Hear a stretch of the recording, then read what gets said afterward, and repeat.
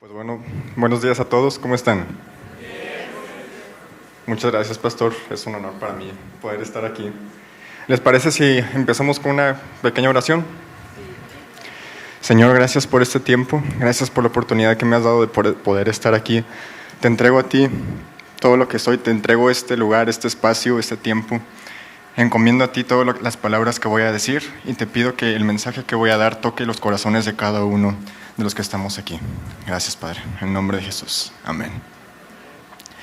Muy bien, pues yo soy Jorge Garza, tengo 20 años, estoy estudiando ingeniería en nanotecnología y no hago trajes de Iron Man, si se lo preguntan. Pero desde chico siempre tuve un gusto muy profundo por la ciencia, cómo y por qué funcionan las cosas, conocer a detalle la creación. Y me di cuenta más adelante que la ciencia tiene sus límites.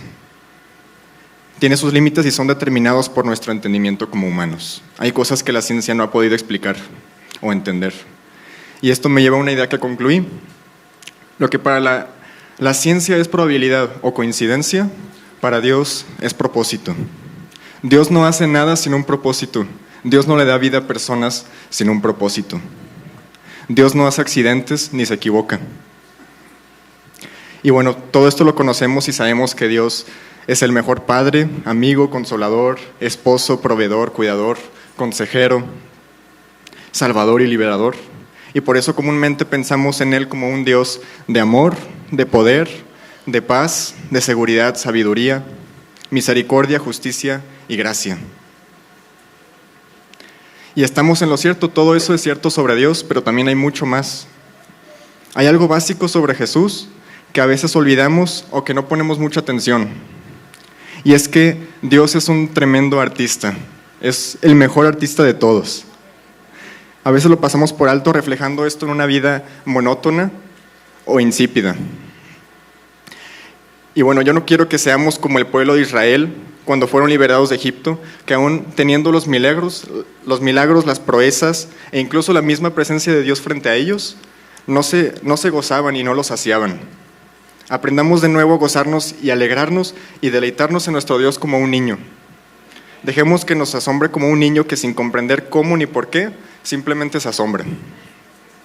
Todos conocemos Juan 20:29, donde Jesús dice: bienaventurados los que creen sin ver. Y eso es cierto, es súper importante. Pero veamos también qué más dice Jesús en Mateo 22:37. Le preguntan a Jesús: ¿cuál es el mandamiento más importante de la ley? Y Jesús responde: amarás al Señor tu Dios con todo tu corazón, toda tu alma y toda tu mente. Al creer en Jesús, sin verlo, sin evidencias, sin pruebas, lo estamos amando con todo nuestro corazón. Pero ¿qué hay de lo demás? ¿Qué hay de la mente? Aquí una cita que tengo del autor Josh McDowell, del libro Más que un carpintero, se lo recomiendo mucho. El problema con mucha gente es que parece que aman a Dios solo con sus corazones. La verdad acerca de Cristo nunca llega a sus mentes. Se nos han dado mentes capacitadas por el Espíritu Santo para conocer a Dios, así como también corazones para amarlo y la voluntad para escogerlo. Debemos funcionar en estos tres aspectos para tener una relación plena con Dios y para glorificarlo.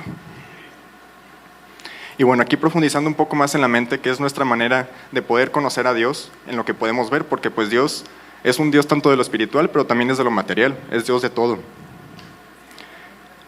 Y les quiero decir que sí existen pruebas, existen evidencias sobre Jesús, sobre Dios. Ahorita les voy a contar 2 ejemplos que a mí me impactaron muchísimo y me llenan de asombro. La creación cuenta con pruebas que la ciencia no puede explicar. Son pruebas asombrosas que innegablemente nos apuntan a Jesús. No hace falta ver milagros sobrenaturales para ver la grandeza y el poder de Dios. Simplemente con ver lo complejo, armonioso y perfectamente diseñado que es todo lo que Él creó, todo a nuestro alrededor, nos bastaría para estar y, más importante, permanecer asombrados. Les quiero contar el primer ejemplo. A mí de pequeño me gustaba mucho la astronomía, me gustaba mucho ver las estrellas, conocer sobre los planetas, los sistemas solares, las galaxias, las nebulosas, etc. Y me di cuenta que aquí en la Tierra somos muy afortunados. Tenemos mucha suerte, se podría decir, no existe, ¿verdad? Pero somos muy afortunados porque la vida es muy frágil aquí. Existen más de 200 variables que hacen que la vida sea posible aquí. Por ejemplo, puede ser qué tan cerca está la Tierra del Sol, la composición atmosférica y los gases que lo componen, puede ser el campo magnético, la capa de ozono, la gravedad, y la lista podría seguir y seguir. Pero si mueves uno solo de ellos, ya todo valió queso, ¿no? Entonces, todo está perfectamente en su lugar, y es increíble. Y bueno, ese es un ejemplo que podemos ver allá afuera, en lo inmenso, en lo grande, fuera de nuestro planeta. Ahí tenemos evidencias de alguien que tuvo que crear todo y poner todo en su lugar, especialmente para nosotros. Pero también tenemos evidencias aquí mismo en lo pequeño, en lo minúsculo, en lo que podría parecer insignificante. Todos conocen lo que es un ADN. El ADN, pues, es como el instructivo de la vida. Se encuentra todas las células y pues cada vez que se replican, cada vez que necesitan multiplicarse, copian toda la información y se la pasan a la siguiente generación. Entonces, pues así pasa con toda la vida, todos los organismos tienen que replicar su ADN. Y pues les voy a explicar así muy sencillo. Imagínense el ADN como si fuera un zipper de una chaqueta, así de una chamarra, un zipper.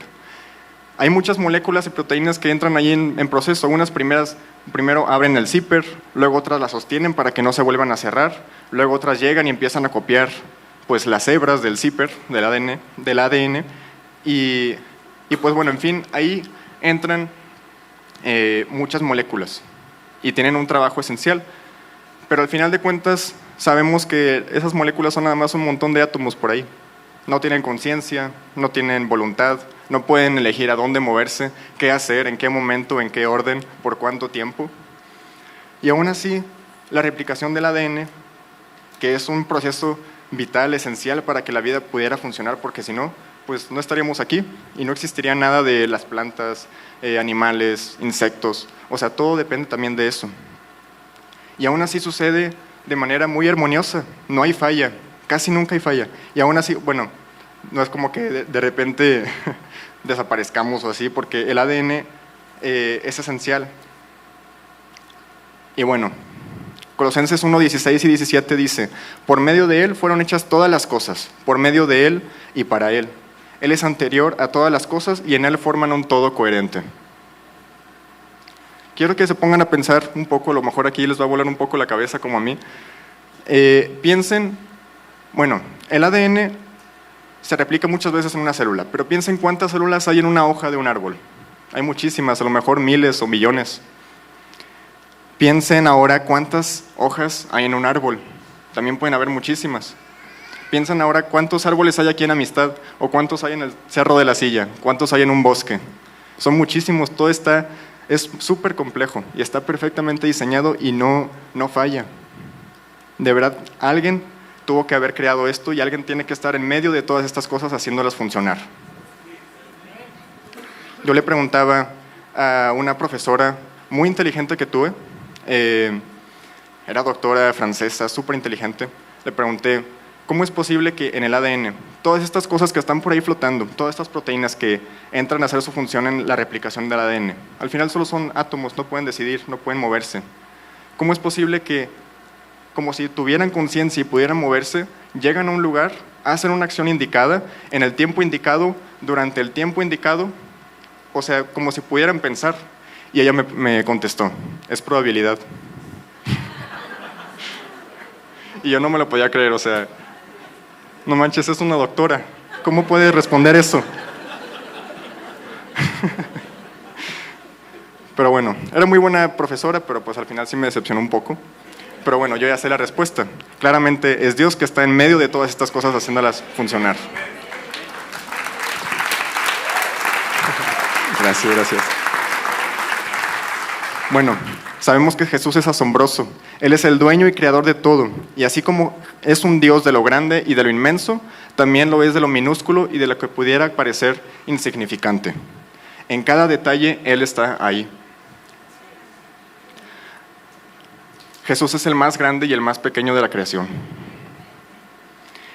Y los quiero animar a que se fijen en los detalles. Tómense el tiempo para admirar esas pequeñas cosas, las cosas que pudieran parecer insignificantes, porque ahí es donde podemos encontrar el asombro de Dios. Déjense asombrar por la obra de arte en la que vivimos. Pongan su mente en el artista que lo creó todo, y den gracias. Filipenses 4:8 dice: concéntrense en todo lo que es verdadero, todo lo honorable, lo justo, lo puro, todo lo bello, lo admirable. Piensen en estas cosas excelentes y dignas de alabanza.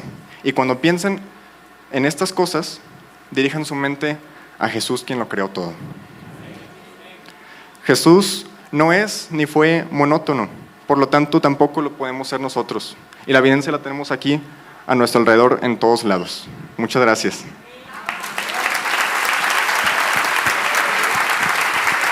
Muchas gracias. Gracias, Jorge. Bueno, pues esta es la voz de los jóvenes, de la generación que viene atrás de nosotros. Muy atrás, por cierto. Ándale, a ti, Jorge, muchas gracias. Y yo creo que es importante oírlos también, oír a los niños, oír a los viejos, oír a los jóvenes y a los adultos también. Hay que darle espacios a que podamos escuchar qué es lo que está diciendo el Espíritu. La percepción es muy interesante, pero al final de tiempo es la misma esencia del Espíritu Santo en nosotros. Cuando oímos un joven lleno de Cristo, lleno del Espíritu Santo, y que es una voz en medio de una generación de incrédulos y que reta a la altivez científica, y reta con respeto y honor a los que se pavonean en muchos libros, en mucha ciencia, pero pierden de vista lo esencial, pierden de vista a Cristo. Y estas voces se necesitan en esos lugares, en esos ámbitos, en las empresas, en las universidades, en las calles, en las pandillas. Ahí se necesita esa voz. Y eso puede ser la bendición que México tanto necesita. Así que hay que estar orando por los jóvenes y la juventud de México.